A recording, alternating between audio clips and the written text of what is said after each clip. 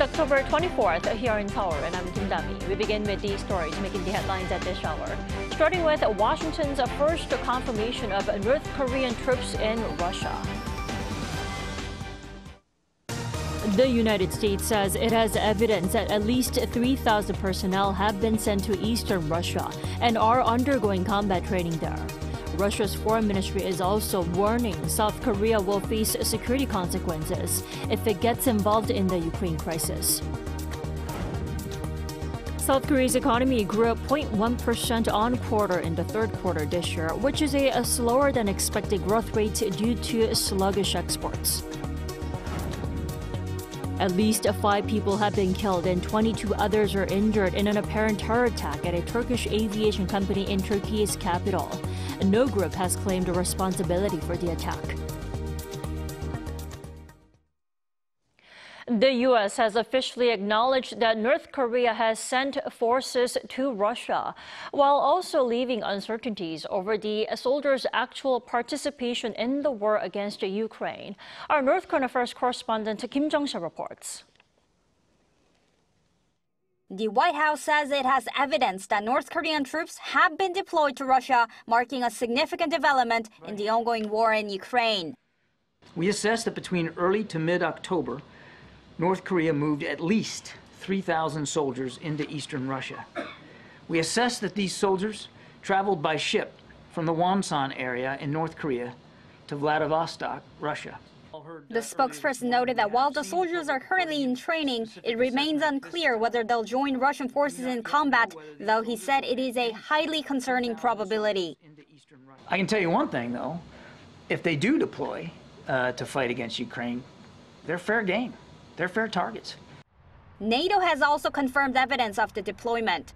Spokesperson Farah Daklala warned that if North Korean soldiers enter combat, it would mark a significant escalation in Pyongyang support for Russia, further highlighting Russia's losses on the front lines. South Korea's National Intelligence Service earlier reported that around 3,000 North Korean soldiers had already been sent to Russia, with the number expected to reach 10,000 by December. The UN is also watching closely. Farhan Haq, deputy spokesperson for the UN Secretary General, said any violations would be referred to the Security Council's Sanctions Committee. Meanwhile, Ukraine is calling on North Korean soldiers to surrender, promising shelter and safety through the I Want to Live initiative.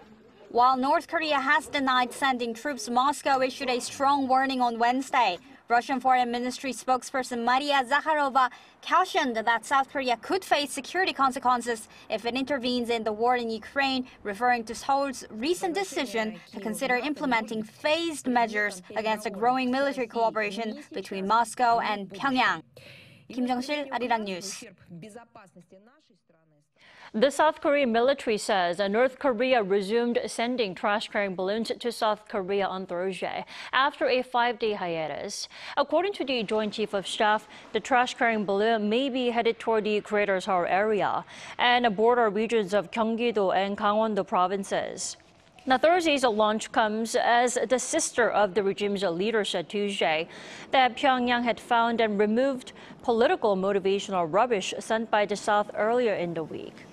Since May, North Korea has sent thousands of trash-carrying balloons toward South Korea in response to anti-Pyongyang leaflets sent by activists here in the South. Earlier this morning, the central bank announced that the country's gross domestic product expanded at a marginal pace for the third quarter of the year. For more, we have our Moon Hae-dun on the line. Hae-dun, tell us about the figures and what it means.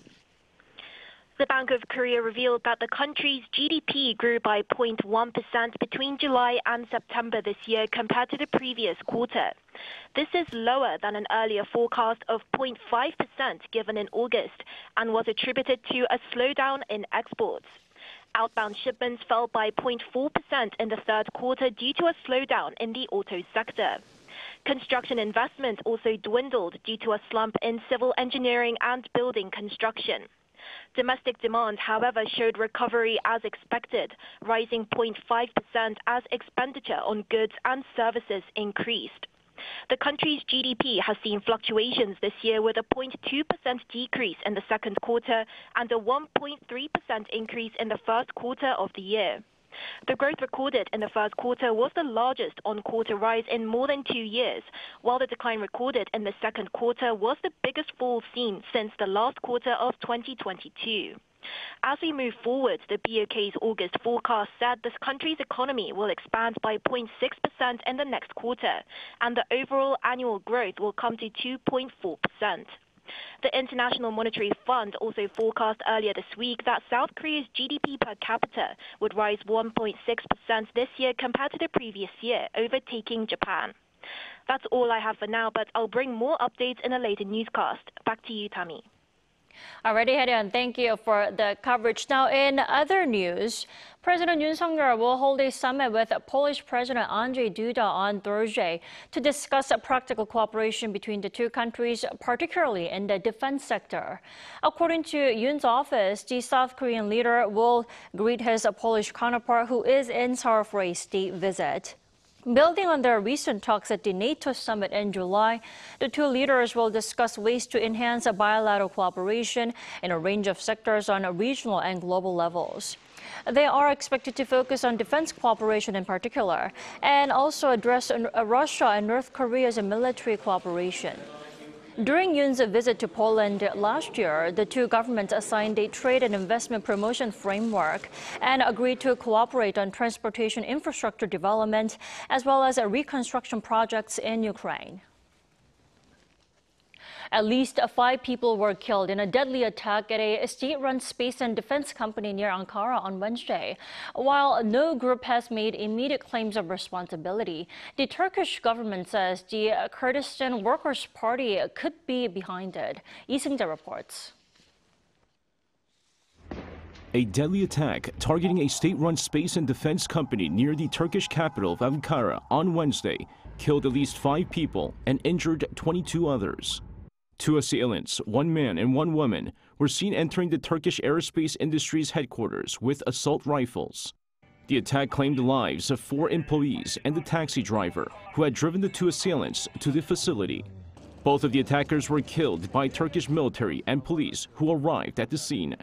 While no group has claimed responsibility for Wednesday's deadly attack, Turkish Defense Chief Yasar Gular said the Kurdistan Workers' Party, or PKK, could be behind it. The country's interior minister also said that while authorities are trying to identify the attackers, the initial assessment points to the PKK. The PKK has been listed as a terrorist organization by Turkey, the United States, and the European Union. The attack took place a day after Kurdish relations were brought up in the Turkish parliament, where the leader of the Nationalist Movement Party suggested offering to release PKK's jailed leader if the organization disbanded. The attack also occurred as a major defense and aerospace trade fair was taking place in Istanbul, attended by Ukraine's foreign minister. Lee Seung-jae, Arirang News.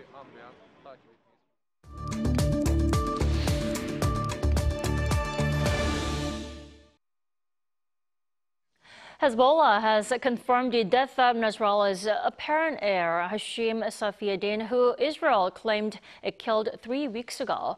What lies ahead for Hezbollah now? We are joined by Hassan Gun, a visiting researcher in the Institute of Middle East Studies.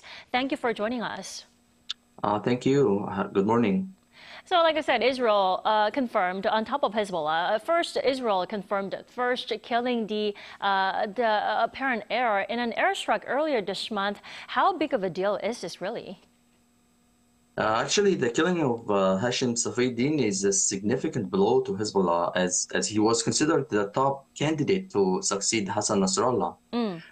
Safieddine was not only a key military strategist, but also he played a key role in the finance and in the strategist role inside the group, inside this financial network, linking Hezbollah directly to Iran. As we all know that his daughter was married to the son of Iran's late General Qasem Soleimani, who was killed during Trump's administration. So his death disrupts the chain of command and creates actually a temporary vacuum leadership. But we all know that Hezbollah is a resilient organization, and this kind of loss will affect their operations, particularly at a time when the tension in the region is very high. Well, Nasrallah and now Safieddine, it sounds like a big headache for the Iran-backed group Hezbollah. Now, who will be leading that group from now on then? With Safieddine's gone, Hezbollah faces actually leadership dilemma. Traditionally, leadership transitions in such organizations can be complex, but Hezbollah has a deep bench of senior commanders. Potential candidates could include figures like Ibrahim Aqil or Nabil Kaouk. But one figure we know is Naim Qasim, the Deputy Secretary General of Hezbollah. He remains from Hezbollah's public-facing senior leadership, but he does not enjoy the same popularity among Hezbollah supporters that the late Secretary Nasrallah had enjoyed. It remains unknown, though, who will take the helm as the next leader of the group. Alongside blows to its political leadership, almost all Hezbollah seniors military cadre has been killed by Israel in the last 3 months. We have heard the news about the pager attack and the walkie-talkie. Israel also claimed that the strike that killed the Safieddine also killed 25 other Hezbollah's leaders. So who's left to lead? It's very complex. Right. And while Hezbollah is experiencing the absence in leadership, both Israeli Prime Minister Benjamin Netanyahu and U.S. Secretary of State Antony Blinken believe the killing of Hamas leader Yahya Sinwar will have a positive impact on the Gaza war in total. Now, how is that? Yeah, Yahya Sinwar is a pivotal figure in Hamas. Both militarily and politically, his elimination or his assassination would likely create a chaos within the organization leadership. Netanyahu and Blinken may believe that taking out Sinwar could lead to temporary disorganization in Hamas, weakening their negotiation power and making it more likely that the hostages could be released. But additionally, removing such a prominent leader may hasten the group's defeat. Aligning with broader Israeli and U.S. post plans for Gaza, but this said, Hamas has shown it can replace leaders quickly, so the impact may not be as long-lasting as they hope.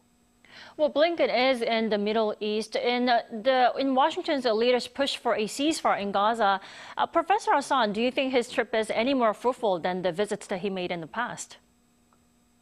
Personally, I think Blinken's visit comes at a critical juncture with the conflict intensifying. There's more urgency for a ceasefire, especially because to prevent civilian casualties in northern Gaza.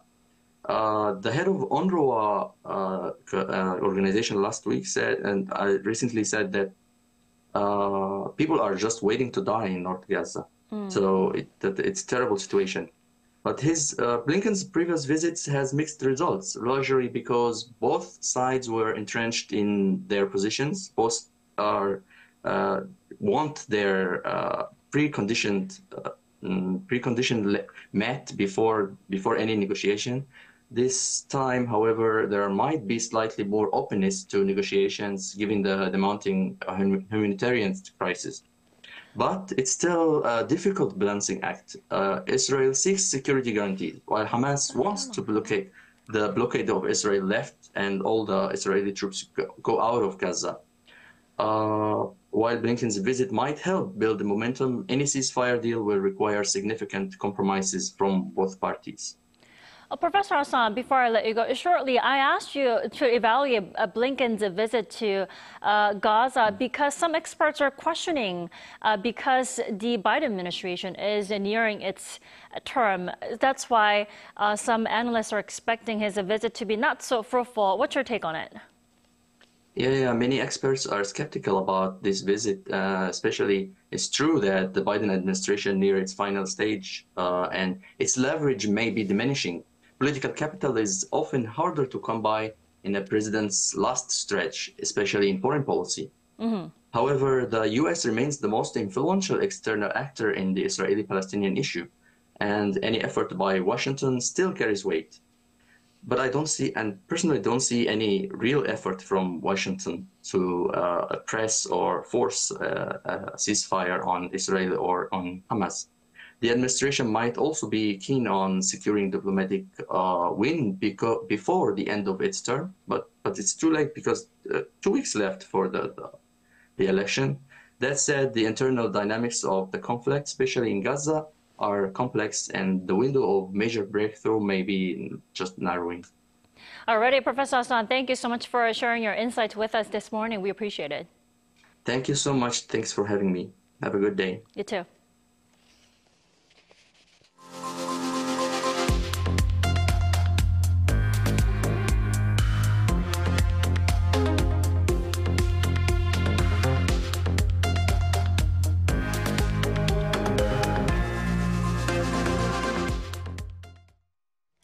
Saton Air Show 2024 is back in Sacheon City in Gyeongsang-namdo Province, offering people a chance to enjoy thrilling flight displays and demonstrations in the bright autumn sky.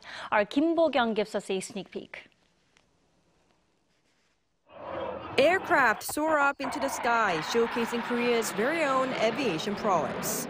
It's Sacheon, dubbed the center of the aerospace industry, with Korea Aerospace Industries and the recently opened Korea Aerospace Administration nestled in the region.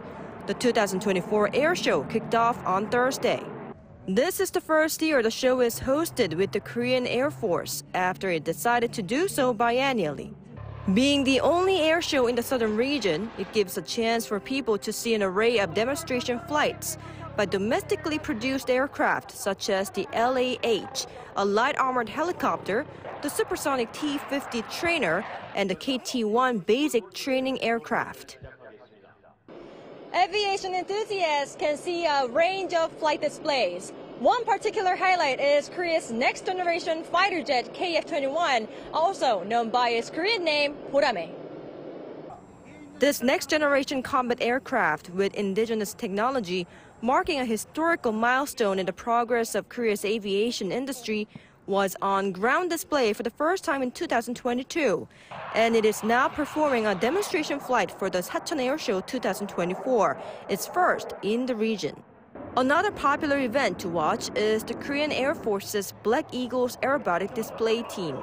As the Air Force's only special flight team, consisting of 8 T-50s, it will showcase various aerobatic flying maneuvers. The tornado maneuver is an advanced aerial display where 8 aircraft move as if they are one, performing in a vertical circular formation before splitting off in 8 directions and landing individually. It is one of the most challenging maneuvers as it requires an incredible level of teamwork to the point where pilots can almost feel each other's breath. The air show will last for 4 days until this Sunday. Kim Bo-kyung, Arirang News, Sacheon. Now, back here in Seoul, a festival celebrating the rich cultures of Korea and the Arab world took place on Tuesday to allow people to experience and enjoy diversity and its importance. Iuni was there. Many people know the Arabic greeting, Assalamu alaikum, which means peace be upon you. But there's more to discover, thanks to the efforts of the Seoul Tourism Association and Korea Arab Society here at Gwanghwamun Square. Ahlan wa sahlan. Welcome to the Salam Seoul Festival. Here you can experience both Asian and Arab cultures in a fun and engaging way. From booths with different activities to lively music performances. Let's see what this vibrant celebration has to offer. El Sole is a Korean cosmetic brand that holds both vegan and halal certification, allowing the company to focus on the Islamic market. Halal certification confirms that the product is prepared in accordance with Islamic law, which can be a complex and lengthy process. Many other Korean brands are also working towards the goal of being more inclusive. These are our first vegan certified products. As we expand into the Middle Eastern market and meet the needs of international customers, we are working towards obtaining halal certification. The Korea Muslim Federation estimates that around 200,000 Muslims live in South Korea. However, the Seoul Tourism Association says there's more to do regarding facilities that suit the needs of global visitors from a variety of backgrounds. For Seoul to thrive as a global city, we need to create a welcoming environment for visitors. We've been focusing on finding and supporting halal certified restaurants, and we're also working to set up prayer rooms in hotels.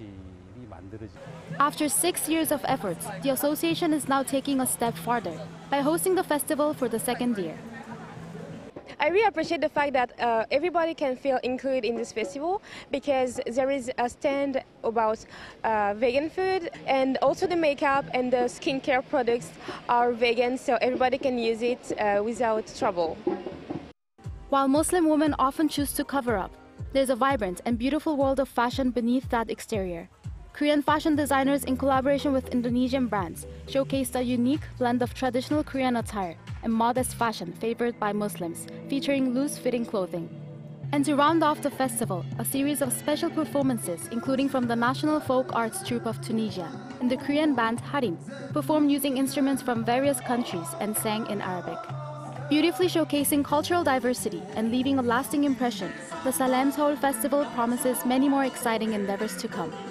이은희, Arirang News.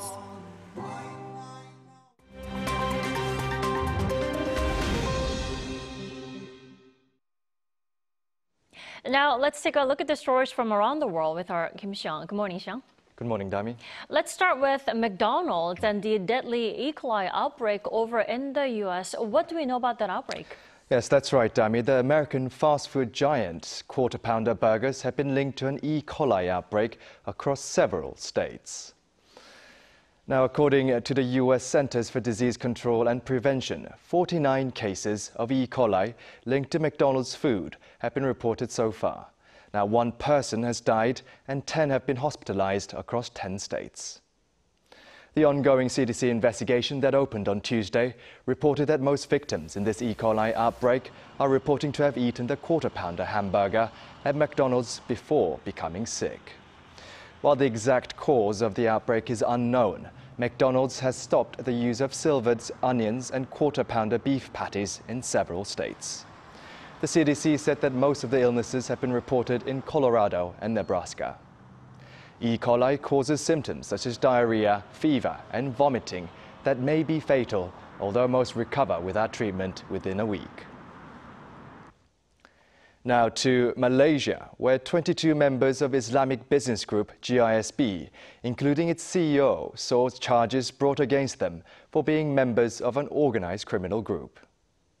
The suspects linked to Global Ikhwan Services and business holdings appeared in court on Wednesday and included the CEO, Naziruddin Muhammad Ali, and his wife, both of whom were detained last month for alleged human trafficking, money laundering, and sexual abuse after more than 500 children from GISB-linked welfare homes were rescued by police. Malaysian police and Islamic authorities said they are also investigating the claims of GISB's involvement in deviant teachings of the banned Islamic cult Al-Arkam, while the group's bank accounts have been frozen. The 22 suspects each face up to 20 years in jail if found guilty. A new record has been set as LA Dodgers batter Shohei Ohtani's 50th home run ball sold for $4.39 million, the highest price paid for any ball from any sport in an auction. The ball is from when Ohtani became the first Major League Baseball player to hit 50 home runs and steal 50 bases in a single season on September 19th. According to New Jersey-based auction house Goldin on Wednesday, Ohtani's 50-50 ball broke the previous record held by Mark McGwire's 70th home run ball from the 1998 season, which sold for $3 million in 1999.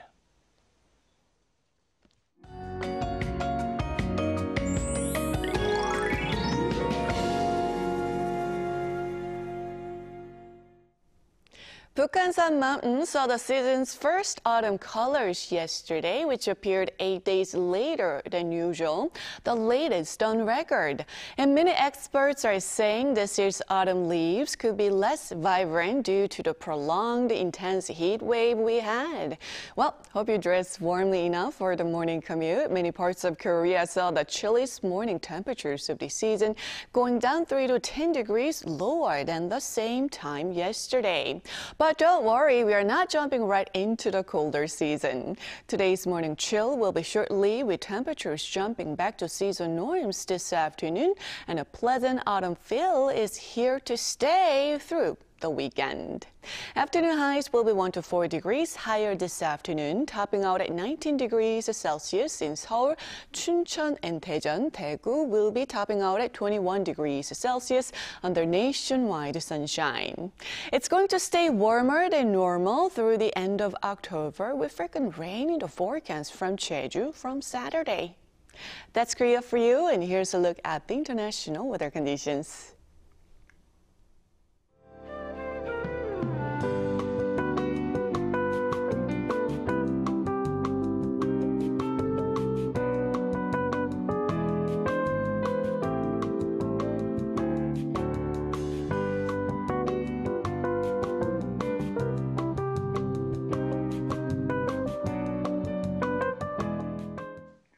That's all we have for our morning edition of Arirang News. We'll be back tomorrow at the same time, 10 a.m. Korea time.